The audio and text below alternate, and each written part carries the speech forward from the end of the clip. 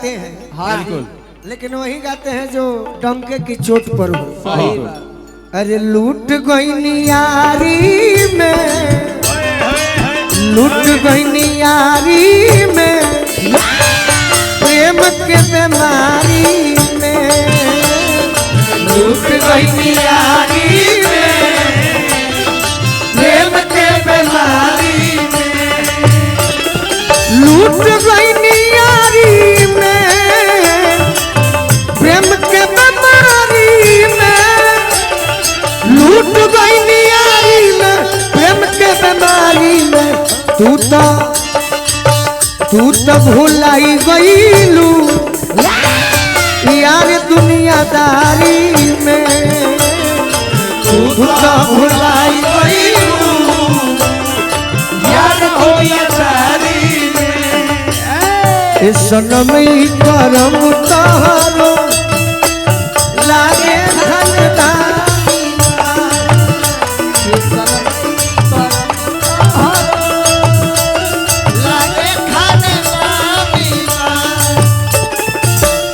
ये हमारा भैया के फिर से फरमाइश बा। 1 मिनट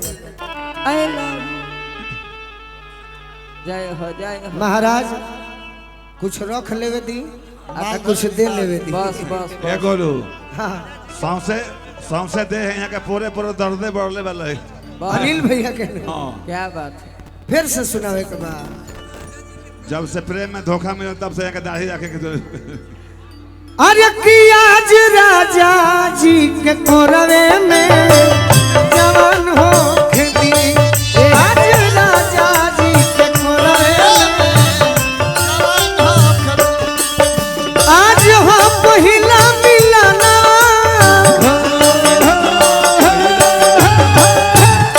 मिलल सजनी के सजना,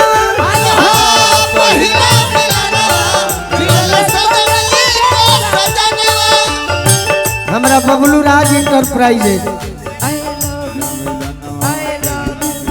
प्रोप्राइटर विनोद कुमार जी मुजफ्फरपुर 5100 रुपया के आशीर्वाद दिले बनी। प्रीति हम गलत रही थी तो हमारे कितना भाई लोग मानी, बाकी जाए तो वो बोल के हिट हो गई। सुनी सुनी भागवा जन बिहान हो खेती, सुनी भागवा जन बिहान हो खेती, आज राजा जी का कोरवे, आज राजा जी का कोरवे में जवान हो खेती,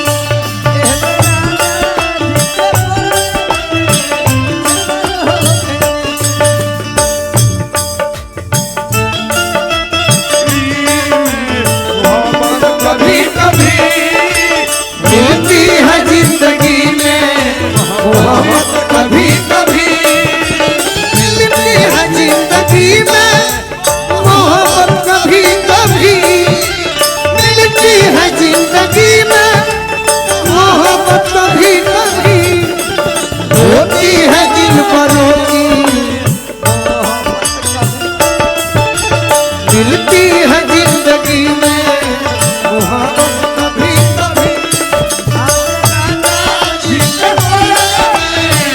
जवान हो गई, जवान हो गई।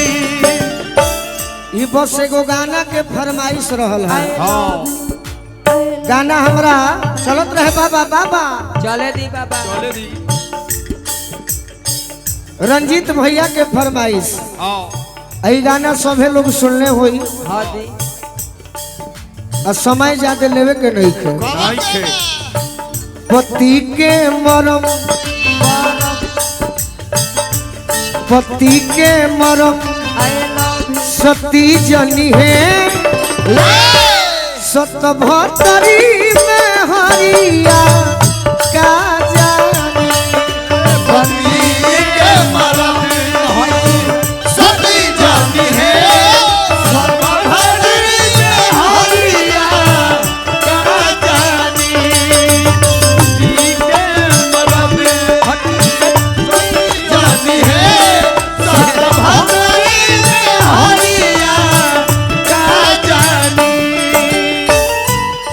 केहू के कहत नहीं खी गाना के फरमाइश बा हाँ पति के मरम सती जनी है 12 भोतरी में हरिया का जानी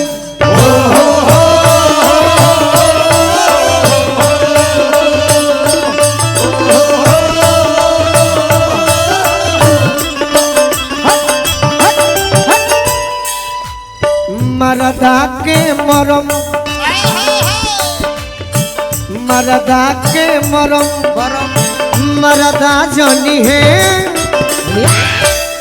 अरे कौन मऊगा ही जरा का जानी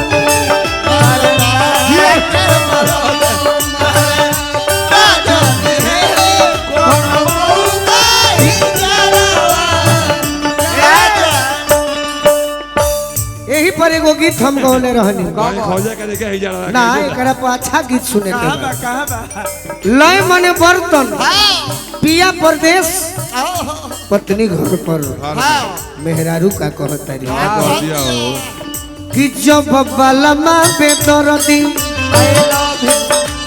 जब बलमा बेदरदी बहरावा अरे तब गुल गुल बिछाना का होई जब बलमा बेदरदी बहरावा तब गुल गुल बिछाना का होई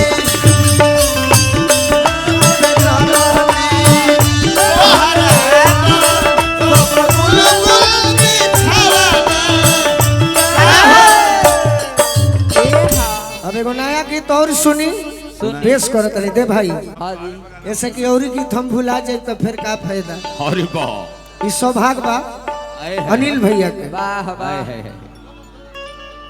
जे करे से लभ कइलू यानी प्यार के मारल हमार अनिल भैया भी बानी बानी बानी आपको बहुत लाभ हुआ है अनिल भैया, बार बार आप ही गाना का बराबर फरमाइश करने लग रहा है। अभी अपने जमाना में आ जाए देवगन से कम नहीं थे। जब से लव यहाँ का छूटल तबे से दाढ़ी रखे के शुरू कर दे ओ करे से परेशानी बा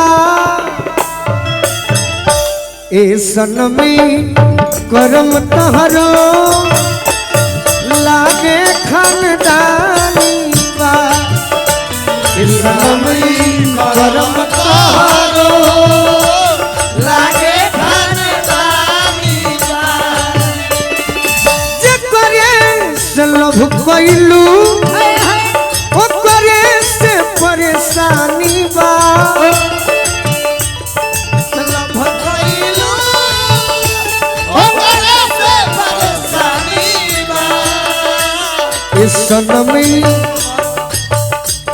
इस सनमी करम तहरो लागे